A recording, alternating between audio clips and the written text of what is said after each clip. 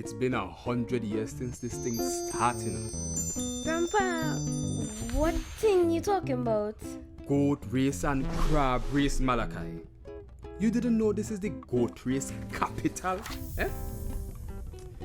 It all started in 1925. Right there. Right outside they used to keep the goat race. At that time, Chan Street used to be called... History, Hooves and Horns. This morning we're going to explore a little bit inside that animated short film on the history of the famous Buccoo Goat and Crab races, animated by E-Pixl Studios. And I want to welcome, well, not just that, but they have voiceover production and Foley by the Tobago Performing Arts Company. So let me welcome this morning the Interim CEO and Film Director of the Tobago Performing Arts Company, Mr. Jared Prima, alongside, well, he's coming on Zoom, and on the phone, I have the production supervisor at E-Pixl Studios, Mr. Carlton Lindow. Good morning, gentlemen. Hi, good morning. Good morning. How are we doing this morning? I can tell you that for me, I feel a bit proud to see this animation this morning and to be able to realize what it is actually about and what it's encapsulating. Let me start with you, Carlton, because I'm really curious as to, where did the idea spawn from when it comes to putting this animated series together about the Buccoo Goat and Crab race? Okay. Yeah, so at the studio, we try to always think about ways that we could capture our culture in a different way, showcase it in a different way to a different audience. And while there are a lot of other shorts and maybe videos about the history and the training and whatnot, we don't really have animation that showcases the Tobago goat race in this way. So we always try to look for areas where we could create something a bit different and showcase the culture in a different way. So that is where the initial idea came from. And tell me about utilizing the Tobago Performing Arts Company. Why was that important? Well, creativity in general is about play and exploration and, I think, collaboration. Mm-hmm. And also for creatives, we tend to hold our cards to our chest until the piece is finished and, it's complete in our eyes. And this was just a way of kind of getting out of that comfort zone. And also I like giving people, they're letting people, I guess I'm trying to say, if you're good at something, we like collaborating in that way and giving you the thing that you're very good at. And the performing arts group is exceptional at what they do. So I see what you're saying. Let specialists be specialists. So let them do what they're good at. Jared, now, what was it like when you guys received that call to say, all right, I want TPAC to be on board for this animation about the goat and the crab races? Well, I mean, I was very excited, and I will say that I've spent a lot of time in their break room and in their meeting rooms because I am excited about E-Pixl Studios. So I've always been kind of speaking this collaboration between TPAC and E-Pixl Studios into being. And of course, this project aligns very much with what TPAC is trying to do in the industry. We are trying to innovate and, of course, using the culture. So when he told me we're doing goat and crab race, and I mean, I had to plug myself because he and I spoke about 3 years ago about a different goat racing project. But this one hit the nail on the head even more. And I'm like, yes, this is our opportunity. Let's do this together. Nice. So in terms of what was actually done from TPAC, though, I know that you guys are, yes, actors, yes, dancers, yes, movers, and cultural enthusiasts. But this was a different aspect of things. You had to do voice production. You had to do Foley. And did some of the actors even know about all this stuff before? Well, I guess that's where my training comes in. Of course, I am trained as a filmmaker, film directing specialist as well. And this is what encapsulates all of my training. So myself, along with, of course, our orchestra coordinator, OJ Richards, Panman OJ. OJ, of course, very well trained as well through UTT. So he was very instrumental in helping us to create and gather the Foley.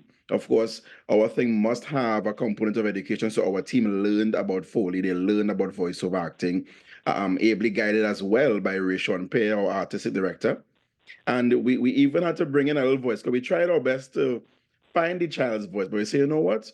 we have collaborated before with some of our young people in the space. So we brought back in a young girl. Her name is Shadisha, and she is actually the voice of Malachi. Nice. Nice, man. So we actually make the thing as authentic as it can be. Well, gentlemen, here's what I want to do this morning. I want to give the opportunity for Sharon and Tobago to actually get the chance to see this animated short. So we're going to toast it and we'll come back and wrap up, yeah? So let's check it out right now, ladies and gentlemen. It's History, Hooves and Horns. Can you imagine? It's been 100 years since this thing started. Grandpa, what thing you talking about?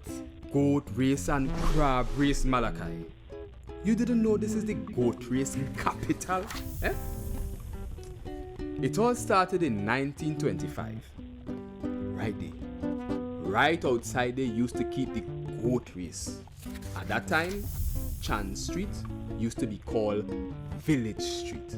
It's the great Samuel Calendar who started the whole thing. He get the idea from the international horse racing, but he used the goat instead. Hey, you could guess who that is?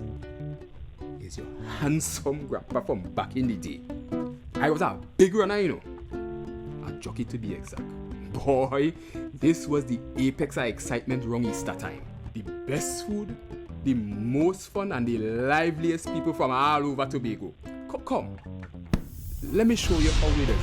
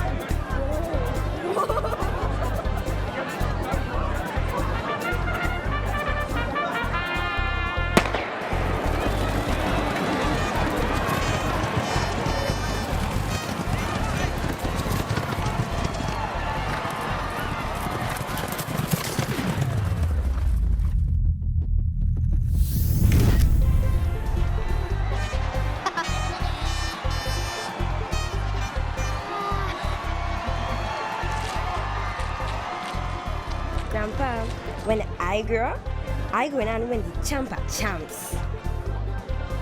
You feel we could come back next year? Nice. Congratulations, gentlemen. A job well done. Thank you very much. Carlton, how long did it take to do these animated pieces? Because I'm watching some of the movements, some of the motions. I know it's frame by frame. So how long did this take? Yeah, so this piece we started last year, late last year, so over 4 months, somewhere around there. Yeah. And that was just to create the art, or that was to include the audio as well? Yeah, that was for everything. For everything, 4 months, nice. So that means we can expect to see further versions of it, or more animated historical pieces coming soon from you guys, every 4 months or so. Well, we have other ways of doing it. This one, as you noticed, was traditional, so frame by frame. We have other ways of creating if we need to create stuff faster, you know. So we're working on a couple of pieces, and we'll be excited to create the other version that Prima hinted at as well. Now, I really want to find out from both of you, when it comes to the cost of putting on something like this, or putting together a project like this. I mean, we mentioned lots of people being involved. We know we're talking actors, we're talking musicians, we're talking people who are, you know, for the animators. What is the general cost of putting together a piece like this? Do you want to go? Or you want me to go? I think I want it from both sides, because I know that TPAC is more based on the public government side, whereas E-Pixl is not. So give me both sides. Give me your side, Jared. Well, okay, and of course, not to preempt Carlton, but E-Pixl is actually a subsidiary company of the Tobago House of Assembly as well. Ah, but, okay. They didn't have no But of private course, side in this. This is both public side. Give me the both public sides then. both public side, but of course, this is a significant investment that the THA, of course, is willing to make as we are kind of diving into that digital tourism space.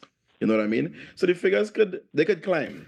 Let me say it that way. I don't want to quote any figures, but they can climb because from my end, we're talking about full studio needs, full audio production, being able to, in the best of worlds, I would have brought in a goat and literally took audio of the hooves clattering on different surfaces, that kind of thing. Right. So all these Foley aspects, getting the actors in on numerous occasions, of course, working with the actors because you want to really capture the essence and the nuances of each frame because believe it or not, animation is actually harder.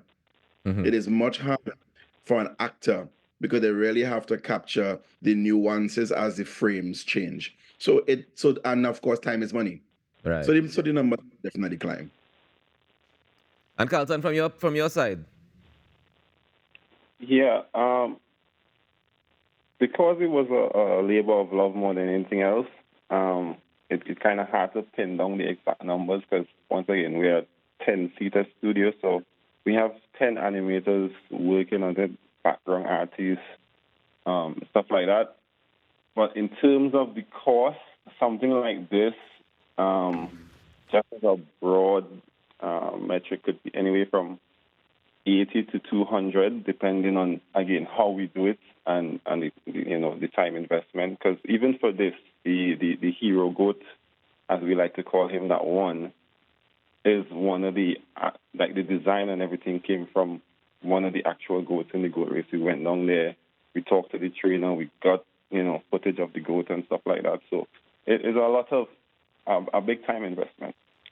Nice. All right. Well, I mean, the time investment, the cost investment, I think all worth it because we get that education and that's there with us now forever. Anybody can go back and look at this interview at any point in time and be able to see the full animation. But of course, they can log on online and see the full animation as well. So thank you, gentlemen, so very much for joining us. And thank you for contributing this to the Society of Trinidad and Tobago. Thank you as well. And of course, there's a lot more coming from Tobago. So stay tuned to our socials. All right, guys. Jared Prima, Carlton Lindow, fantastic work. Thank you so much, gentlemen. We take a quick break, ladies and gentlemen, and we come back with more on the Now Morning Show. When we come back, we actually have a birthday shout, so stay tuned.